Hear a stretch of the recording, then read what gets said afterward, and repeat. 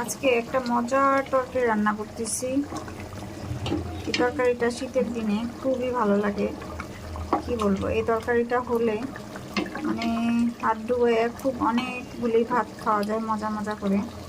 এটা হলো টমেটো আর শিম, আর এখানে দেওয়া হয়েছে পেঁয়াজ, তারপর হলুদ গুঁড়ো, অল্প মরিচ গুঁড়ো। মরিচ গুঁড়োটা যার যার ঝাল অনুযায়ী দিবেন।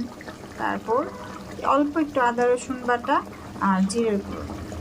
এই কয়েকটা উপকরণ দিয়ে একসঙ্গে শিম টমেটো দিয়ে অনেকক্ষণ পর্যন্ত একটু জাল করতে হবে। এই যে অনেকটা ঘন হয়ে আসছে। তারপরে এখন আমি দিয়ে দিব মাছ। আর এই তরকারিটা বিশেষ করে কুমিল্লার ব্রাহ্মণবাড়িয়ার মানুষ খুবই পছন্দ করে খায়। এটা হলো কই মাছ, ছোট ছোট কই মাছ। ছোট মাছ দিয়ে রান্না করলে ভালো লাগে, অথবা যে কোনো মাছের মাথা দিয়ে রান্না করলেও ভালো লাগে।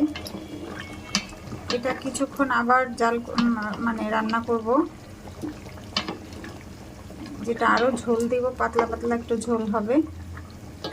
মাছটা দেওয়ার পরে আরও কিছুক্ষণ রান্না করে নিব।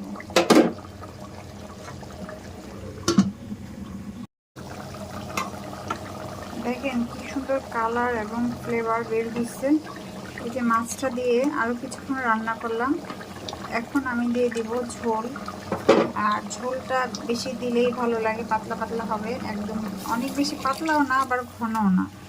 আর এটা টক টমেটো দিয়ে রান্না করলে বেশি ভালো লাগে। টক টমেটোর সাথে হলো বিচিওয়ালা শিম, অনেক মোটা মোটা বিচি যে সিমগুলো হয় ওই সিমগুলো দিলেই ভালো লাগে। এখানে কিন্তু আমি অনেকগুলো পানি দিয়েছি, আর কারণ এটা ঝোল হবে। এখন এটা আরও কিছুক্ষণ রান্না করে নিব। যে টমেটোগুলো গলে গেছে, এই টমেটো অনেক বেশি দিলে টমেটোর টকটা বের হয়, আর এই ঝোলটাও ঘন ঘন হয়, আর খেতে খুবই ভালো লাগে। এইটা আমার খুবই পছন্দের, বিশেষ করে আমার নানা বাড়ির এলাকায় এই টক মানে টমেটোর ঝোল বলে, টমেটো মাছ দিয়ে ঝোল। এটা খেতে খুবই মজা।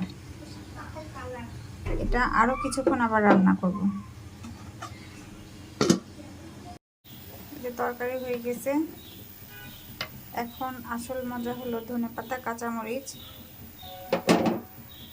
কাঁচামরিচের ঝালটা এই যে আমি আস্তে আস্তে দিয়েছি, একটা দুইটা একটু ফেলে দিলাম যাতে অল্প ঝাল বের হয়। বেশি ঝাল বের হলে বাচ্চারা খেতে পারবে না, সেজন্য।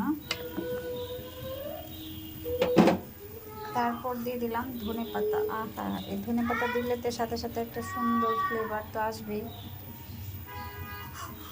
আর এই ধনেপাতা না দিলে তো মনে হয় তরকারি স্বাদই লাগে না। শীতের দিনের তরকারি ধনেপাতা হলো আসল মজা।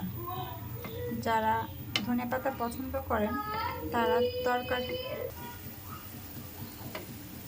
আর এই তরকারিটা কে কে পছন্দ করেন কমেন্ট করে জানাবেন। ঠিক আছে, আল্লাহ হাফেজ।